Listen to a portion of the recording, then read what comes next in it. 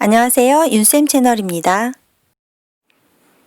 이번 시간은 64차 시 물질마다 다른 온도 변화에 대해서 알아볼 겁니다. 먼저 질량이 같은 두 액체, 물과 식용유를 가지고 온도 변화를 비교하는 그런 탐구 실험을 통해서 비열의 개념을 정리해 보도록 하겠습니다. 자, 먼저 비열에 대한 실험을 정리하기 전에 우리가 한 번쯤 겪어봤을 만한 생활과 관련된 예를 선생님이 두 가지를 한번 설명해 볼게요. 첫 번째는요. 자, 눈을 감고 떠올려 보세요. 지금은 여름이에요. 한낮이에요. 해수욕장 바닷가예요. 와우, 겁내 더워. 모래는 너무 뜨거워서 내가 맨발로 모래를 밟으면 발이 막 익을 것 같아.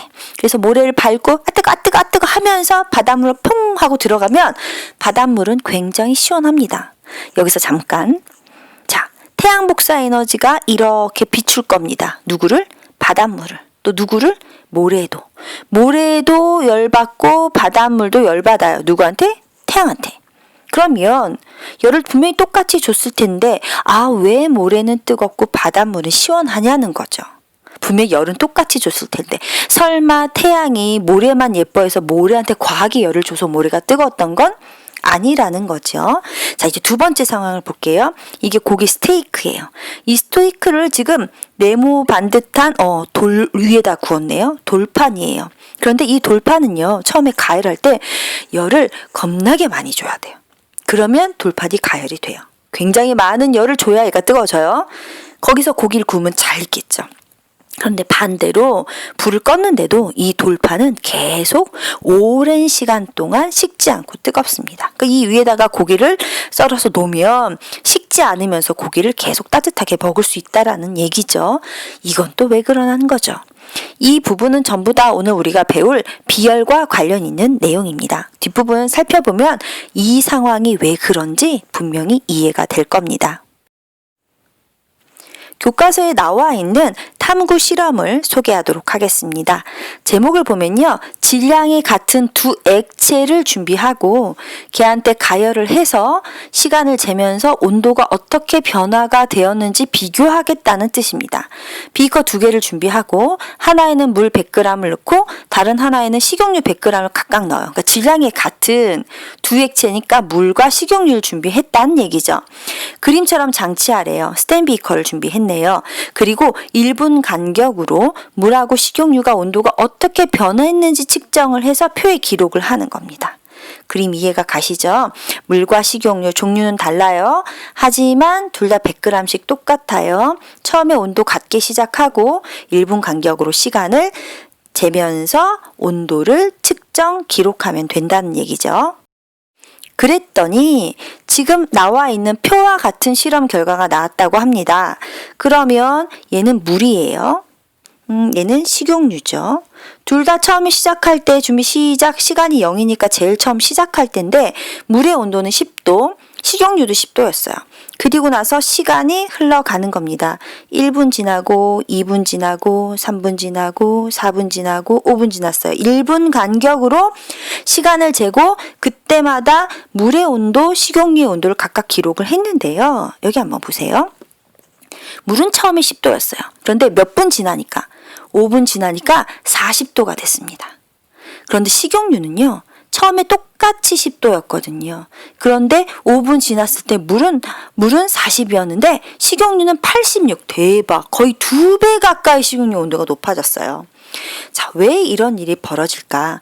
물론 두 개 다 핫플레이트 위에다가 똑같이 놓기 때문에 물이 받은 열과 식용유가 받은 열은 같았어요. 즉 물과 식용유에게 우리는 같은 열량을 줬다는 얘기죠. 하지만 물은요. 똑같은 열을 받았음에도 불구하고 온도가 많이 안 올라갔어요. 물은 온도 올리기가 힘드는가 봐. 식용유는요. 똑같은 열을 줬는데 온도가 확 올라갔어요. 어머, 식용유는 온도가 잘 올라가나 봐. 얘네들 약간 좀 다르다. 그지? 자, 정리하기 1번. 같은 시간 동안 처음 시작해서 총 5분 동안 가열을 했거든요. 같은 시간 5분 동안 온도 변화가 더 큰 물질은 무엇이냐라고 물어봤거든요. 자, 5분 동안 물은 처음에 0도에서 처음은 10도에서 5분 지났을 때는 40도로 40에서 10 빼니까 얼마큼? 그렇죠. 30도씨만큼 변했어요. 뒤에서 앞을 뺀 겁니다. 나중 온도에서 처음 온도를 뺀 거니까 30도씨만큼 온도가 올라갔다는 얘기고, 똑같이 같은 시간 5분 동안 이번에는 식용유가 처음에 똑같이 10도였는데 나중에는 86도가 됐어요. 그러면 나중 온도 86에서 처음 온도 10도를 빼면 얼마가 될까요? 그렇죠. 76이 되겠죠. 76도씨만큼 변했다라는 이야기입니다.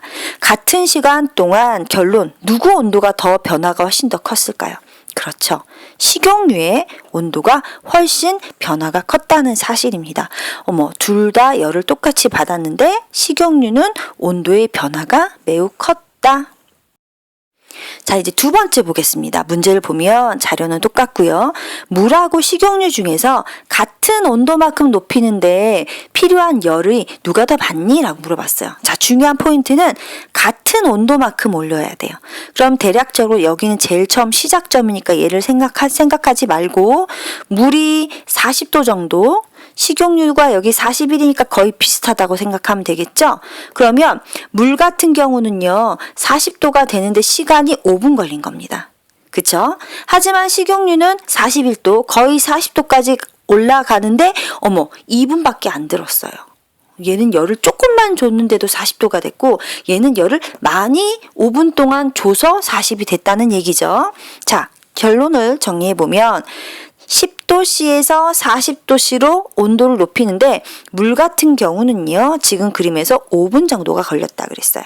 하지만 10도에서 40도씨로 온도를 똑같이 같은 온도까지 높이는데 식용유는요, 약 2분이 걸렸습니다. 여기 2분, 여기는 5분. 됐죠?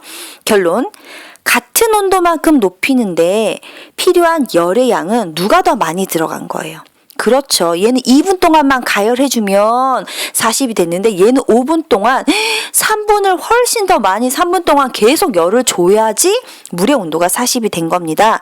정리하면 같은 온도만큼 높이는데 필요한 열의 양은 물이 훨씬 더 많이 들었다. 물은 열을 많이 줘야 온도가 올라가는구나. 이렇게 정리가 되겠네요. 앞에서 있었던 탐구 실험을 통해서 우리는 오늘 비열이라고 하는 개념을 정리해야 돼요. 그게 가장 중요한 개념입니다. 그럼 실험을 가지고 비열의 개념을 정리 한번 해볼게요.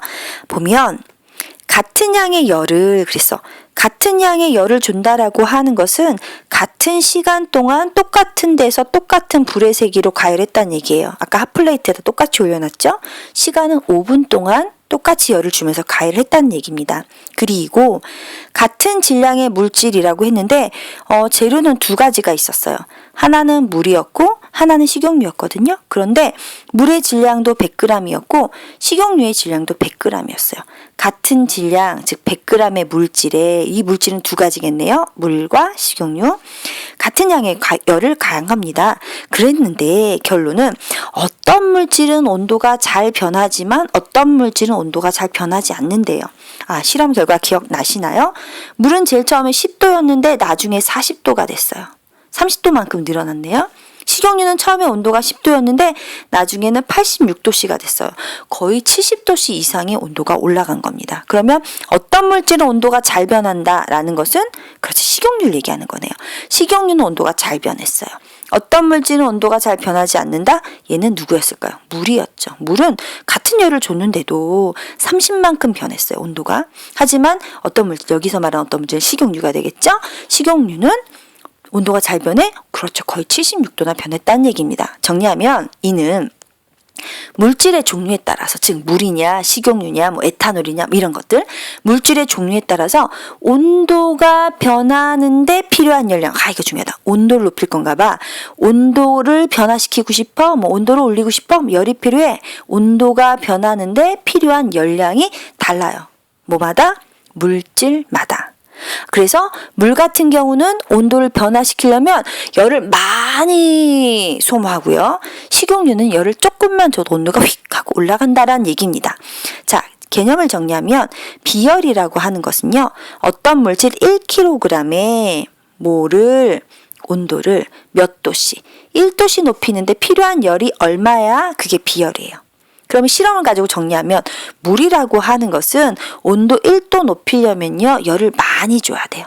아, 물은 비열이 큰 겁니다. 물은 온도를 높이는데 열이 많이 필요해. 물은 비열이 크다. 이렇게 설명하고, 식용유는요, 온도 1도 높이는데 열이 조금밖에 안 들어가. 비열이 작다라고 이렇게 설명하는 겁니다. 물질마다 비열은 다르다라는 거죠. 자, 그러면 이번에 단위 설명할까요? 단위는 필요한 열량, 얘가 주인공이에요. 열량의 단위는 혹시 많이 들어봤어요? 킬로칼로리예요. 킬로칼로리 per 1kg의 온도를, 그러니까 킬로그램 1도씨, 도씨 이렇게 씁니다. 킬로칼로리 per 킬로그램 도씨. 얘 말고 얘보다 약간 좀 사이즈가 작으려면 킬로칼로리보다 작은 게 칼로리예요. 우리 음식 먹으면 칼로리를 소비한다 나오는 그때 그 칼로리 CAL 이렇게 쓰죠. 칼로리 per 킬로그램이 아니라 더 작은 그램, 도씨. 그러니까 요 도씨 두 개는 곱한 거예요. 그램 곱하기 도씨란 뜻이에요. 킬로그램 곱하기 도씨 이렇게 쓰는 겁니다. 이해하셨죠? 단위는 그냥 좀 복잡하지만 이런 게 있구나라고 알아두시면 되겠습니다. 더 중요한 건 밑에 있습니다. 결론, 물질마다 비열은 다릅니다. 지금 여기서는 물과 식용유는 똑같이 온도를 높이는데 들어가는 열의 양이 달랐습니다. 우린 얘를 비열이 다르다 이렇게 설명을 해요. 겉에서 봤을 때 겉보기 성질이 비슷한 철하고 알루미늄은요. 눈으로 딱 봤을 땐 얘가 철이야, 얘가 알루미늄이야 이렇게 잘 구분하기 조금 힘들어요. 한데 비열은 달라요. 그래서 비열을 딱 비교해보면 너 철이구나. 비열 딱 보고 넌 알루미늄이야 이렇게 말할 수 있어요. 왜? 물질마다 비열이 다르다. 그래서 비열은 물질을 구별하는 특성이 될 수 있습니다. 자, 표는요, 우리 교과서에 나와 있는 것들이에요. 그림 한번 볼까요? 얘가 철이에요. 철사 이렇게 말하는 거거든요. 철의 비열이 0.17이에요. 모래, 이건 모래, 말라있는 모래는 0.191. 요거는 집에서 쓰인 알루미늄 호일이네요. 0.214. 콘크리트, 건물 짓고 집 짓고 하는 콘크리트는 0.210. 콩기름은 0.47. 얼음은 0.499. 에탄올은 0.568. 물은 1이에요. 나머지 다 소수점인데 헐, 물 대박. 물은 비열이 큰 겁니다. 다시 얘기하면 물은 온도 높이려면 열 겁나게 많이 줘야 된다는 얘기예요. 반대로 그만큼 그렇죠. 온도를 높이기도 힘들지만 물의 온도를 낮추는 것도 힘들다라고 생각을 하시면 되겠죠. 아, 물 비열 겁내 크다. 물의 비열은 얼마다? 1이다. 이렇게 정리를 하면 되겠습니다. 다음에 비열에 의한 현상인데요. 선생님이 이 부분을 좀 설명을 잘 열심히 해야 되나 대충 해야 되나 솔직히 좀 고민했어요. 왜냐면 교육과정이 바뀌면서 전 교육과정에서는요. 이 해륙풍 하나만 교과서 한 페이지였어요. 그래서 해륙풍의 원리 여기서부터 시험 문제 엄청 많이 냈는데 지금 우리 교과서에는 해륙풍을 눈을 찢고 찾아봐야 찾을 수가 없어요. 그런데 또 신기하게 또 문제집엔 또 해륙풍 문제를 또 내네. 그래서 선생님 고민했죠. 그냥 알려는 주자. 공부하든 말든 그건 너네가 하는 거고 알려는 두자. 그래서 해안 지역에서 해륙풍이 분다. 이거는 비열에 의한 현상이라는 얘기죠. 정리 한번 해볼게요. 해륙풍은요. 두 가지 바람이 합쳐진 겁니다. 하나는 해풍이고요. 하나는 육풍이에요. 그 두 개를 합쳐서 우리는 해륙풍 이렇게 말합니다. 바람은요. 어디에서 불어왔는지가 중요해요. 바람이 남쪽에서부터 불어오면 남풍이라고 해요. 북쪽에서 불어오면 북풍, 동쪽에서 불어오면 동풍, 서쪽에서 불어오면 서풍. 자, 그럼 바다 쪽에서 불어오면 바다 해자를 써서 해풍, 육지 쪽에서 불어오면 육풍 이렇게 설명을 하는 겁니다. 근데 이게 왜 비열하고 상관이 있느냐? 또 되지도 않는 그림을 선생님 그리겠죠? 이게 모래예요. 육지입니다. 이건 바다예요. 자, 그리고 여기 해님이 떠 있어요. 낮이에요. 바닷가에 예쁜 아가씨가 서 있어요. 아직 목만 있어. 치마 살짝 그리고 이렇게 바다를 보고 있어요. 머리는 아직 안 그래서 바람이 날릴 거니까. 자, 해가 떠 있는 낮에는요. 이 하얀 쪽이 육지거든요. 육지가 바닥이 뜨거워요. 바다보다. 그래서 육지 위에 있는 공기, 바다 위에 있는 공기는 얘는 육지의 영향을 받아서 공기 온도가 뜨거워요.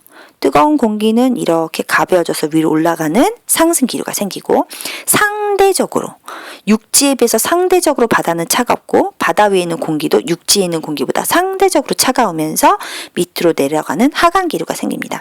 솔직히 하강 기류가 생기는 쪽이 고기압이고 상승 기류 생기는 쪽이 저기압이지만 그럼 바람은 또 고기압에서 저기압으로 이렇게 분다라고 또 배우지.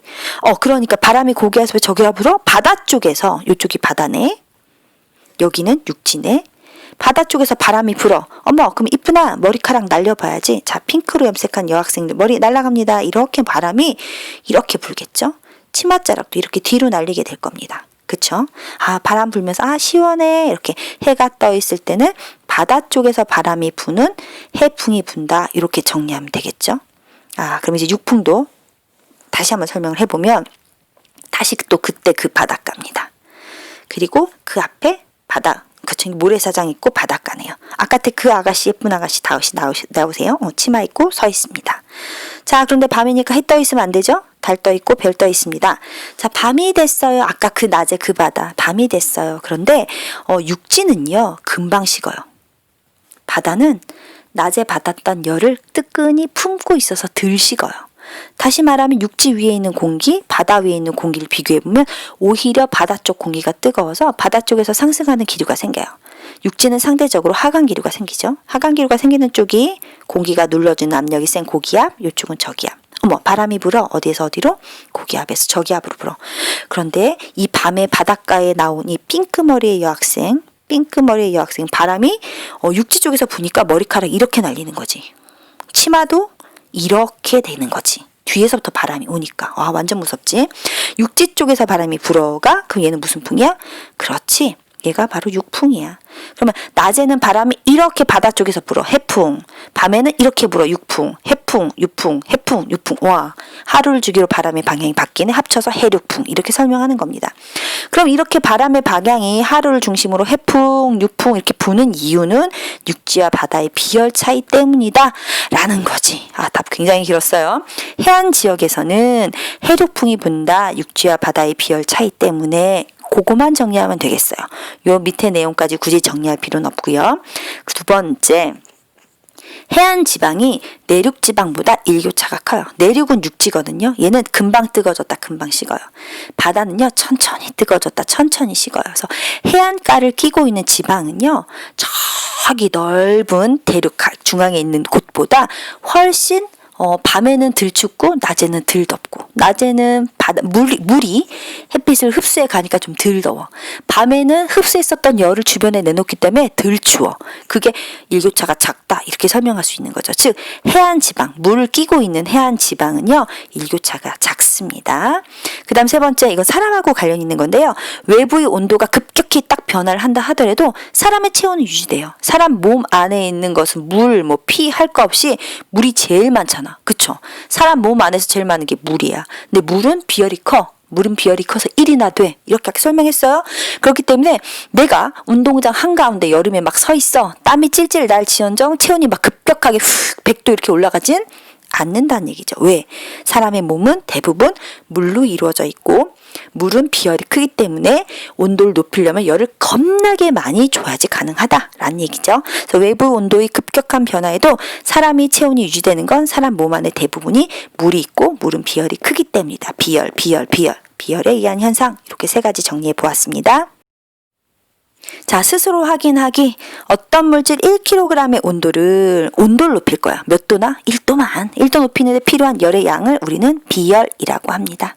2번, 같은 양의 열을 같은 질량의 물질에 가했을 때 어떤 애가, 비열이 큰 애, 작은 애 중에서 물질의 온도가 잘 변한다. 잘 변한다는 건 뭐야? 열을 조금만 줘도 휙 변한다라는 얘기잖아. 그 얘기를 우리는 비열이 작다 이렇게 설명했죠. 즉 비열이 작은 애가 온도가 잘 변해요. 작은 애가 잘 변해요. 자, 그 다음 3번. 우리 몸에 많은 양의 물이 포함되어 있어요. 앞에서 설명했죠. 체온을 일정하게 유지하는 데 도움을 준대요. 왜 그러냐? 비열하고 꼭 관련져서 설명해보자 라고 했습니다. 물은 비열이 크기 때문에 같은 양의 열을 받아도 온도가 잘 변하지 않습니다.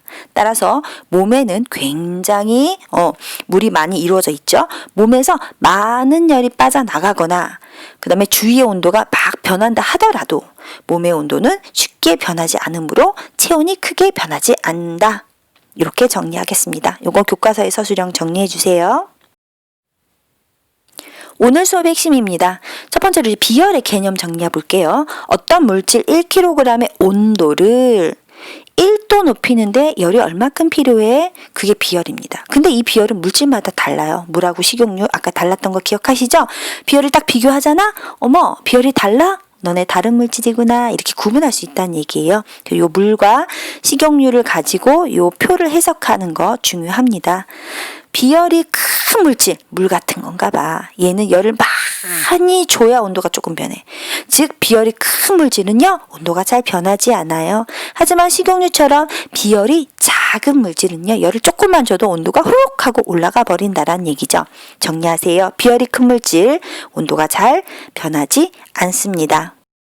다음 시간에는요 온도에 따라서 변하는 부피, 열 팽창에 대해서 배워보도록 하겠습니다.